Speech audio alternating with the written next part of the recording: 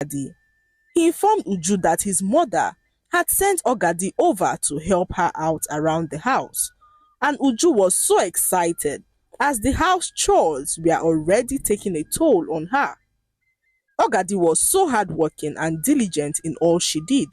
She would wake up early to tidy the house and prepare some food for Uju and her husband. Most evenings, she would also journey to the village stream to fetch water, and Uju was so happy to have her around. One night, Uju walked into her hut and heard a loud cry coming from inside Ogadi's room. Concerned as to why Ogadi would be crying, she walked into the room and saw her drenched in her own tears. "Why are you crying?" Uju asked, and Ogadi revealed that she remembered all the things that her husband did to her when he was still alive. Uju asked if she cared to share, and Ogadi revealed to her that her late husband once married a new wife and began to neglect her children and herself as he showered his new wife with all the love he had to share.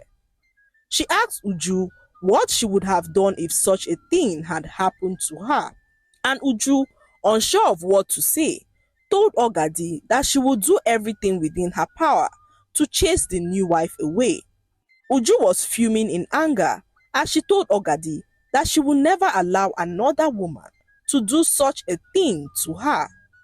As they were talking, Wosu returned and Uju left Ogadi to go attend to her husband.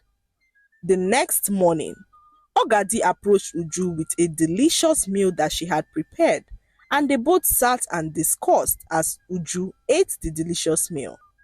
The bond between Ogadi and Uju grew as they fast became good friends. One day, Uju woke up and realized that she was pregnant. She was extremely excited and could not wait to share the news with her husband, who was away for business. She excitedly told Ogadi, who jumped up in excitement and couldn't stop screaming in joy. Uju was so grateful to have a woman like Ogadi in her home, as she was not only a good friend, but a kind woman who always had her interest at heart. When Mosu finally returned, Uju informed him of her pregnancy and they were both excited. As they were talking, Uju noticed blood gushing down her legs, and to her terror, she had lost the pregnancy. Uju could not believe what had just happened. She began to weep uncontrollably at the loss of her pregnancy as her husband comforted her and assured her that everything would be all right. A few days passed, and Ogadi assured Uju that she would be pregnant again in no time. She told Uju of the several miscarriages she had in the past and the fact that she was still able to have two beautiful children. Uju, seemingly consoled by Ogadi's words, made up her mind to stop crying. She became hopeful at the fact that another baby would come, and this time the baby would stay. As months passed, Uju got pregnant again but lost it after a few weeks. This happened two more times, and Uju could not stand the loss of her babies any longer. She decided to visit her father's sister, who was good with herbs. On her way, she came across a strange woman who said some shocking things to her. Uju, instead of listening to the strange woman, ran away in fear. When she arrived at her father's sister's hut, her auntie gave her some herbs to boil and drink, saying that the herbs would be helpful in keeping the babies in.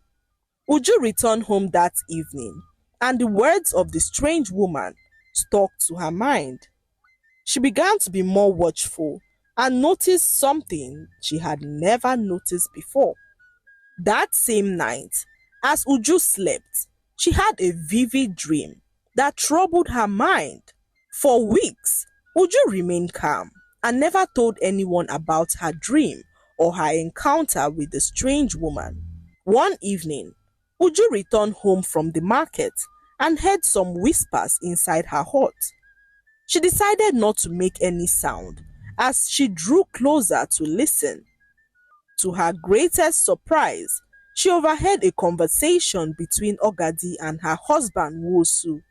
It was then that she realized that Ogadi was Wosu's first wife. All the while, Ogadi had disguised as a help sent by Wosu's mother to live with her.